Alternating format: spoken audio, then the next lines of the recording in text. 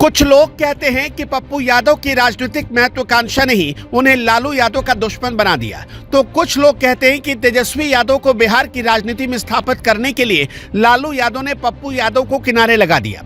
कुछ लोगों का मानना है कि लालू परिवार की बाहुबली आनंद मोहन के परिवार से बढ़ी नजदीकियों ने पप्पू यादव को राजनीति में हाशिए पर डाल दिया। आखिर क्या है लालू परिवार से पप्पू यादव की अदावत की असली कहानी, जिसमें 25 साल दोस्ती के और 10 साल दुश्मनी के हैं। लालू परिवार का पप्पू यादव से किस कदर विरोध है, इससे अंदाजा लगाया जा सकता है कि तेजस्वी यादव खुद पूर्णिया लोकसभा सीट से आरजेडी की उम्मीदवार बीमा भारती के नामांकन में पहुंचे थे। इससे भी बात नहीं बनी तो तेजस्वी यादव ने पूर्णिया में कैंप कर दिया, जिसमें पार्टी के 40 से ज्यादा विधायक पूर्णिया पहुंच गए। पार्टी के नेताओं का एक बड़ा हिस्सा पूर्णिया में पहुंच गया ताकि पप्पू यादव की हार सुनिश्चित की जा सके। तेजस्वी यादव ने एक जनसभा में कुछ ऐसा कह दिया जिसने लालू परिवार और पप्पू यादव की अदावत के वो पन्ने खोल दिए जिनकी शुरुआत तब से होती है जब तेजस्वी यादव पैदा भी नहीं हुए थे। ये कहानी साल 1988 की है, जब बिहार में नेता प्रतिपक्ष और समाजवाद के पुरोधा रहे कर्पूरी ठाकुर का निधन हो गया था। उस वक्त कर्पूरी ठाकुर की पार्टी लोकदल के पास कुल 46 विधायक थे। इन विधायकों में नीतीश कुमार से लेकर लालू यादव, छेदी पासवान, वशिष्ठ नारायण सिंह, रघुवंश प्रसाद सिंह, नवल किशोर भारती जैसे नेता थे। कर्पूरी ठाकुर के बाद अनूप लाल यादव और गजेंद्र प्रसाद हिमांशु दो ऐसे नेता थे जो 1967 से ही विधायक बनते आए थे और नेता प्रतिपक्ष बनने की दौड़ में आगे थे। इनके अलावा मुंशी लाल और सूर्य नारायण भी नेता प्रतिपक्ष बनने की कवायद में जुटे थे। उस वक्त 29 विधायक निर्दलीय थे। ऐसे वक्त में पप्पू यादव दावा करते हैं कि तब वो अनूप लाल यादव के घर में ही रहते थे। अनूप लाल यादव पप्पू यादव के फूफा थे। इसके बाद पप्पू यादव ने विधायकों को लालू यादव के पक्ष में लामबंद कर दिया। नेता प्रतिपक्ष की ये लड़ाई इसलिए भी बड़ी थी कि ये तय था कि जो भी नेता प्रतिपक्ष होगा आगे चलकर वही बिहार का मुख्यमंत्री बनेगा। उस समय लालू यादव नेता प्रतिपक्ष बन गए, जिसका श्रेय गाहे बगाहे पप्पू यादव लेते रहे। बिहार की सियासत को जानने वाले ये बताते हैं कि नेता प्रतिपक्ष बनाने में पप्पू यादव का कोई हाथ नहीं था, बल्कि लालू यादव ने अपने राजनीतिक कौशल से वो पद हासिल किया था। लालू यादव के नेता प्रतिपक्ष बनने के अगले ही दिन पटना के अखबारों में खबर छपी कि कांग्रेस नेता शिवचंद्र झा की हत्या करने के लिए पूर्णिया से कुख्यात अपराधी पप्पू यादव पटना पहुंचाए। इसके बाद पप्पू यादव फरार हो गए। उनके घर की कुर्की भी हुई, उनके खिलाफ मीसा भी लगा और गिरफ्तार कर उन्हें भागलपुर जेल भी भेजा गया। इसी बीच साल 1990 का विधानसभा चुनाव आ गया। विश्वनाथ प्रताप सिंह हाल ही में देश के नए प्रधानमंत्री बने थे। पूरे देश में जनता दल की लहर थी। हालांकि बिहार में जनता दल गुटों में बटा हुआ था। उस समय लालू यादव का गुट, राम सुंदर दास का गुट, रघुनाथ झा का गुट और भी छोटे छोटे गुट थे। पप्पू यादव उस समय लालू यादव के साथ थे। वो मधेपुरा के एक बड़े जमींदार परिवार से थे जिनके पास पैसों की कमी नहीं थी। उन पर माफिया का ठप्पा लग ही चुका था। इसी बीच साल 1990 में ही भागलपुर के नौगछिया में एक नरसंहार हो गया। पप्पू यादव वहां पहुंच गए, लेकिन तब उन्हें लालू यादव ने डांटते हुए कहा, यादवों का नेता बनने की कोशिश मत करो। इसके बाद फिर लालू यादव ने पप्पू यादव को विधानसभा चुनाव का टिकट देने से इनकार कर दिया। इसका नतीजा ये हुआ कि पप्पू यादव ने मधेपुरा में आने वाली सिंहेश्वर विधानसभा सीट से निर्दलीय ही पर्चा दाखिल कर दिया और जीत भी गए। इस दौर में एक और बाहुबली नेता का उभार हुआ, जिसका नाम आनंद मोहन था। आनंद मोहन जनता दल की टिकट पर शिवहर से चुनाव जीतकर विधानसभा पहुंचे थे। इसी बीच केंद्र की विश्वनाथ प्रताप सिंह की सरकार ने मंडल कमीशन की सिफारिशें लागू कर दी। इसमें अन्य पिछड़ा वर्ग के लिए आरक्षण का प्रावधान था। राजपूत जाति से आने वाले आनंद मोहन ने इसका विरोध किया। वहीं लालू यादव इसके समर्थन में थे। लालू यादव को आनंद मोहन जैसे नेता की काट के लिए एक शख्स की जरूरत थी और पप्पू यादव इस खांचे में फिट बैठते थे। लिहाजा लालू यादव ने पप्पू यादव को आनंद मोहन के खिलाफ खड़ा कर दिया। कोसी सीमांचल के इलाके में आनंद मोहन और पप्पू यादव की अदावत की कहानियां लोगों की जुबान पर चढ़ने लगी। इस बीच साल 1991 में सहरसा के बनमनखी में आनंद मोहन के काफिले पर फायरिंग हो गई, जिसमें 2 लोग मारे गए।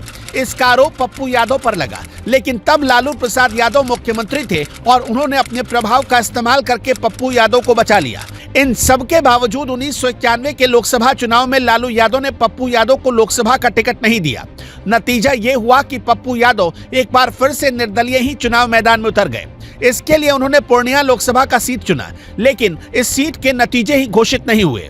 क्योंकि तब के चुनाव आयुक्त टीएन शेषन ने इस सीट पर वोटिंग में हुई धांधली को देखते हुए चुनावी नतीजे जारी करने पर रोक लगा दी। कोर्ट के आदेश पर करीब 4 साल बाद फिर से वोटिंग हुई और नतीजे घोषित हुए तो पप्पू यादव ने निर्दलीय ही यहां से जीत दर्ज कर ली।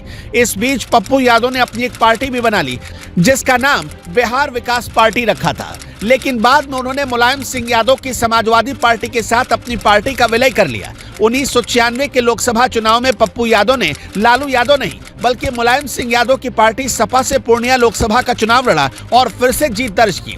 सपा के प्रदेश अध्यक्ष भी बन गए। 1998 में जब देश में मध्यावधि चुनाव हुए तो पप्पू फिर से पूर्णिया से चुनाव लड़े, लेकिन इस चुनाव में पहली बार उनकी हार हो गई। अब की बारी अटल बिहारी के नारे पर सवार बीजेपी ने पूर्णिया सीट जीत ली। इस दौरान लालू यादव और मुलायम सिंह यादव के बीच ऐसे समीकरण बने कि पप्पू यादव ने समाजवादी पार्टी छोड़ दी। वहीं 13 महीने के अंदर ही अटल बिहारी वाजपेयी की सरकार भी गिर गई और देश में फिर से 1999 में मध्यावधि चुनाव हुए। पप्पू यादव फिर से निर्दलीय चुनाव लड़े और फिर से जीत गए। इस बीच माकपा विधायक अजित सरकार की भी हत्या हुई थी, जिसमें मुख्य आरोपी पप्पू यादव ही थे। लालू यादव पप्पू यादव की लगातार चुनावी जीत और बढ़ते रसूख को नजरअंदाज नहीं कर पा रहे थे। उन्होंने पप्पू यादव को अपने करीब लाना शुरू कर दिया। ये लालू यादव का वो दौर था जब चारा घोटाला बाहर आ चुका था। वो गिरफ्तार होकर जेल जाकर बेल पर बाहर आ चुके थे और उन्हें अंदाजा हो गया था कि उनकी लोकप्रियता में कमी आ रही है। इसी बीच 2004 के लोकसभा चुनाव आ गए। बीजेपी का इंडिया शाइनिंग का नारा पूरे जोर पर था और ऐसे में हार के डर से लालू यादव ने 2 लोकसभा सीट मधेपुरा और छपरा से पर्चा दाखिल कर दिया। जैसे ही इंडिया शाइनिंग का नारा धराशायी हुआ, फायदा लालू यादव को भी हुआ। उन्होंने दोनों ही सीटों से जीत हासिल कर ली। उन्होंने छपरा सीट अपने पास रखी और मधेपुरा से इस्तीफा दे दिया।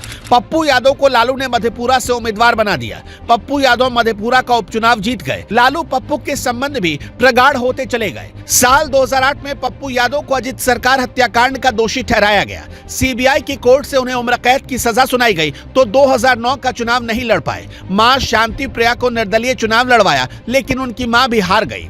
पप्पू यादव करीब 5 साल तक जेल में बंद रहे। 2013 में पटना हाई कोर्ट ने पप्पू यादव को बरी कर दिया और फिर लालू यादव ने 2014 में पप्पू यादव को फिर से मधेपुरा की कमान सौंप दी।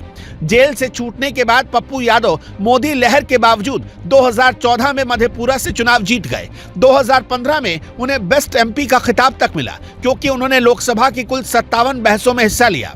लेकिन इसी जीत ने लालू यादव और पप्पू यादव के संबंध हमेशा के लिए खराब कर दिए, क्योंकि यही वो दौर था जब लालू यादव के परिवार की दूसरी पीढ़ी सियासत में एक्टिव होने लगी। मीसा भारती, तेजस्वी यादव और तेज प्रताप यादव। मीसा भारती 2014 में लोकसभा का चुनाव हार गई।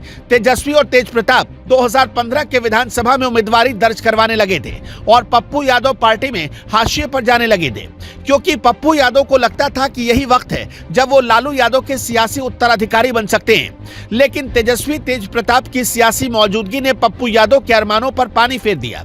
इसी का नतीजा था कि जनाधिकार पार्टी यानी जाप का उदय हुआ, जिसे बनाया तो पप्पू यादव ने था, लेकिन वो आरजेडी के सांसद थे तो पार्टी के उत्तराधिकारी नहीं बन सकते थे। 2015 के विधानसभा चुनाव से पहले लालू यादव ने पप्पू यादव को पार्टी से बाहर का रास्ता दिखा दिया। यहीं से लालू यादव और पप्पू यादव के संबंध हमेशा के लिए खत्म हो गए। लेकिन पप्पू यादव ना तो 2015 के विधानसभा चुनाव में कुछ खास कर पाए, ना 2019 के लोकसभा चुनाव में और नहीं 2020 के विधानसभा चुनाव में कुछ कर पाए।